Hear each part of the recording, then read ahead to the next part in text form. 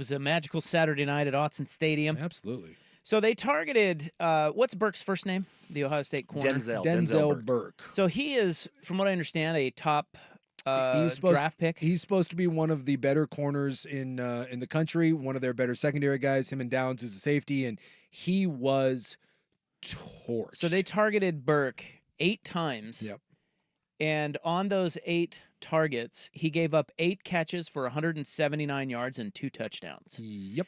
Now, Gabriel dropped it right in the breadbasket on both tutties. But still, like... But what is that? Tell me, how does that... Is that... Because what I think is that the Oregon pass catchers... And freaking Holden got his ass kicked out of the game. Yep. But Stewart all of a sudden is like... Because it's been Tez this whole time. Yep. And now... Evan Stewart. Evan? Yeah. Stewart has the biggest game of any of them. Yeah, that's correct. Yeah. And then you've also have Ferguson. I mean, so there's not just one of them. There are 4. Yeah. And they are such a problem. And when you have an experienced quarterback like Dylan Gabriel, I would say this. Like, if we're taking any... Like, I feel like nothing comes out of this game that we take for future reference. It was a great moment in time. You won a very good game against a very good opponent. Those 2 teams are evenly matched, and if they play again, it could easily go the other way. Yeah, so I just don't take much from it other than what a great moment for Autzen and Oregon that night, okay? Yeah. But the one thing that I look at from that game and I go, maybe they could win the championship, and they're certainly talented enough because Ohio State's one of the most talented teams in the country, and you just beat them. Yeah. I look around the country, and I look at Georgia, and I look at Alabama, and I look at Texas, and I look at Ohio State, who they said might have been the best defense in the country. I don't see a great defense among them, and those are the big 4, right, outside of Oregon. Yep. So when you look at the pass catchers, those 4 guys you just mentioned, and then the experience of Gabriel and what they just did to Burke, dude, that's how they win a championship right there. Now, I'm not saying that's the only thing. I'm just saying when all else fails or maybe your defense is having a rough night or this or that, you have that, and I don't know who the hell can cover those guys. No, and that, like I said, it was a calculated gamble on part of Ohio State, and this is why sometimes when you haven't played anyone, film can lie. They do this all the time, like in fights. Like, you can sit there in a boxing match or an MMA fight and be like, oh, I don't think this guy's fast enough, or I don't think this guy can hurt me, and then he clips you in the jaw, and you're like, oh my God, yeah, he can. But they had a common opponent, though. They did have a common opponent, but I'm telling you, Ohio State was not fearful of Oregon's receivers. And in the second half, guess what changed? And did you see how Oregon ran the ball, by the way? Because Ohio State couldn't just sit there and play man coverage. That's right. They had to sit there and be like, look, when you go into a matchup and you tell yourself, like this, you see this a lot with O-linemen, where you're like, hey, our left tackle can handle their D end. And at some point in the game, sometimes you have to be like, well, this doesn't work anymore. We have to chip. We have to keep a back end. We don't want to, but we have to. Ohio State had to abandon their game plan because they could not cover Oregon's receivers. And you're right. Not only were they getting cooked, but Gabriel was on point. And this is the other thing, which I think was maybe a miscalculation on the part of Ohio State, is when you're playing man coverage, right? And you're gearing up, you're going to stop the run, you're committing an extra guy in the box, and you're like, hey, you're not going to run the ball on us, our DBs can hold up. In order for any man coverage to hold up, what's the one element of man coverage that you have to have in order for it to be successful? You have to get a pass rush. And while they did put some pressure on Gabriel, I don't think he got sacked once. He did not. And by the way, both O-lines, even with Ohio State losing 2 guys, both of those quarterbacks had all day to throw. So when Ohio State goes out there, and then you saw in the second half, they were playing more zone, and what were they doing? They were bringing pressure. They were just playing zone behind it, and they started bringing pressure because they said, hey, if we just sit back and rush for it, Gabriel's going to pick us apart.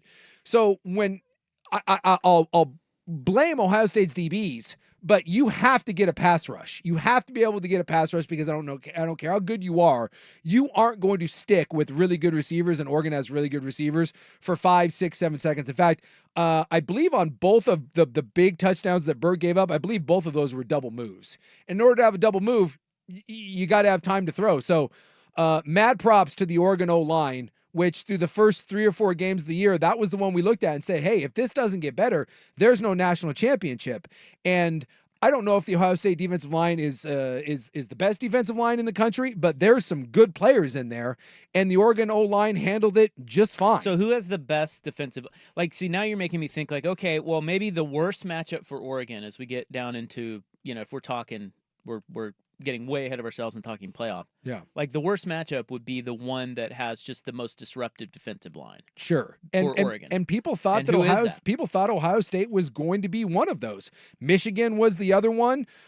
Texas, Miami. Texas and Miami are supposed to be there. Georgia's supposed to have really good, although their big guy has been banged up and has been out. So that Ohio State team may not have like the Bosas of the world, but they've got NFL bodies along that line. They don't have necessarily the one dude that is just going to be dominant, but that is a good D line, and Oregon handled it. Handled it and ran the ball well. Are we shocked by that though? I don't know if I'm shocked. Pleasantly surprised. How about that? I thought that Ohio State would have better success. I didn't think you were going to stop Oregon. But I thought their D-line would cause more problems than it did. If you would have told me that Will Howard had the amount of time to throw that he did, and then Ohio State was going to run the ball solid, 4.5 yards a carry, but with the exception of that one big drive where they broke a couple big runs, I thought Oregon played pretty well on their defensive line too. But if you'd have told me that Howard had that kind of time to throw and I think was sacked one time, I would have said Oregon was in trouble. But the Oregon O-line played great. They answered the call. They were as good, if not better, than Ohio State's line. And so shocked, no. Pleasantly surprised, yes. From where they were at the start of the year to where they were at now, Game 6 against Ohio State, I cannot begin to tell you as an O-lineman how impressive that jump has been. Because that's usually not a thing. You can get better as an O-line, but if you have problems that are like that at the beginning, like I said, they tend to linger, and I don't think they're lingering. Not after that. That was a great performance. The thing that they have is they have studs everywhere. Yeah. And that's the thing that's different now. It's like you knew in the past that Oregon probably was not quite talented enough to win it all. Yeah. Right? Yep. Definitely underdogs against the better teams. You saw that in the Ohio State championship game. Now they could have won the Auburn game. Sure. But that's not the case now. No, they're not outmanned. When you line up with Georgia or Texas or Ohio State, whoever it is in December, you know you're good enough. Yeah. So that's the difference. Like it used to be, it's like, well, we hope we're good enough and maybe we can win, but it'd definitely be an upset. Now it's like, no, just they're right there with all of those teams. Absolutely. Josh Pate, who's a national guy that comes on with Dirt and Sprague every week, he was talking about this in his podcast. He was at the game, and he said that Oregon's been relevant for a while, but a lot of what they've done, they've out-schemed people to leverage players that weren't quite as good as their opponents. And they said for the first time, they kind of announced themselves as being able to go like grind over glam, and that. Yeah. They don't have to do it with like sexy scheme. They can just say we're going to bully you. Well, and it's a nice combination. They didn't have Birch too. No, they didn't have Birch, who was out. But it's a nice combination too of homegrown talent that they've built, and then look, the transfer portal. You can criticize it all you want, but when you look at what the transfer portal has brought Oregon in their recruiting ranks, that Harmon is their best defensive player. And maybe made the most important defensive play of the game with that fumble without that takeaway. play, because let's be honest, neither side stopped either one. No. Ohio State went up and down the field just like Oregon went up and down the field. And it kind of felt like earlier, like, oh boy, like, and he makes that play and all of a sudden everything changed. He has been an absolute beast for you, right? Muhammad has been your best secondary guy, and you grabbed him out of Washington. Dylan Gabriel, you're not doing this without Dylan Gabriel. How Oklahoma let him get out of there beyond me. Evan Stewart, right? You don't win. And Tez Johnson, by the way. Tez, I thought was great. He's like, hey, 2 years ago, I was a receiver at Troy, for God's sakes. He could be the Big Ten Offensive Player of the Year. Guy's a beast. Evan Stewart coming over from Texas A&M as a 5-star guy. I mean, tackles, along the offensive line. One of your stalwarts from Rhode Island that you went out and got. So they have really, really done a nice job of homegrown talent mixed in with some big hits in the transfer portal. And when you look at it now, when you go down there and you stand on the sidelines and you look at Oregon, and I remember this at like the Florida State game. That was one of the first times I looked at it and said, I don't think Florida State looks that much better than Oregon.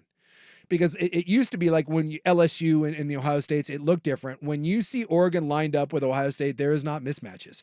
Oregon has NFL dudes across the board. And you're right. And they have built something really, really sustainable here. Doesn't mean they're going to win. Doesn't mean they're going to win it, but just enjoy the journey. Absolutely, that's the whole point. Because winning national titles is it's really hard. stinking hard. And that's let's right. be honest, if that game is in Columbus, don't we kind of think that maybe that leans towards Ohio State? Well, of course, these teams are dead even. Exactly. And if they played 10 times, it's a 5-5 split. And something tells me, no offense to Penn State, and I don't know why everyone's giving Penn State credit. Penn State is a paper tiger. Drew Aller threw 3 more picks. They shouldn't have beat USC. 2 fourth-down conversions. I said it all year. I don't believe in Penn State, and I still don't. Those are the 2 best teams in the Big Ten. No question. They're going to meet again in the Big Ten title game. And they might be in the playoff. And it's going to be another coin flip game. Well, and you know what? I'll sign up for it all day long because that, much like Georgia, Alabama, it lived up to the hype. That was everything you could want out of a college football game. And I know realignment bums some people out, but if realignment brings me that 3 times a year, sign me the hell up. Well, we've already had 2 games of the century. Yeah. Alabama, Georgia, Oregon, Ohio State. Phenomenal. And we're going to get another one next week. Yeah. Texas and Georgia. And I think the week after that, I believe Ohio State plays Penn State. Let's go.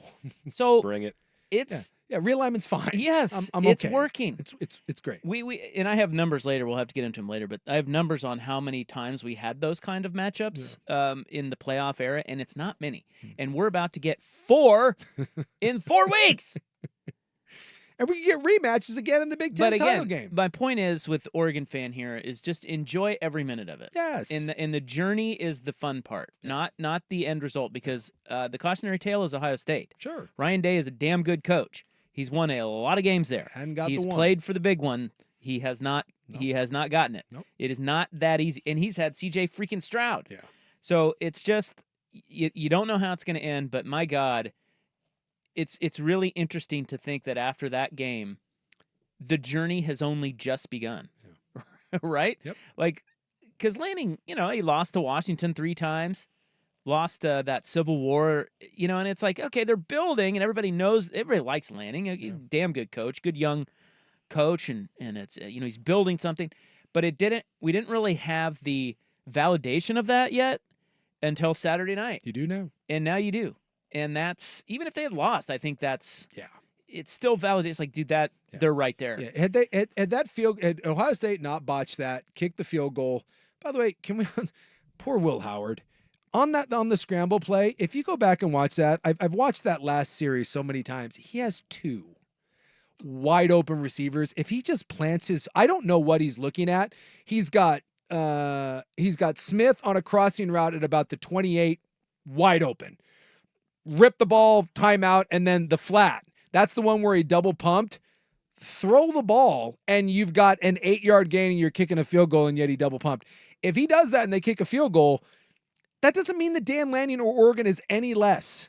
We'd be saying the exact same thing. Hey, let's run this again in the Big Ten title game. You are so right that sometimes it's just easy to get caught up in all the, win-loss or legacy or this, that. It was just a great game, and both teams, and that's why I'm glad that Ohio State is still a top 5 team in the country. I'm glad that they didn't go sending them spiraling down, because there's not 5 better teams than those 2 teams in the country.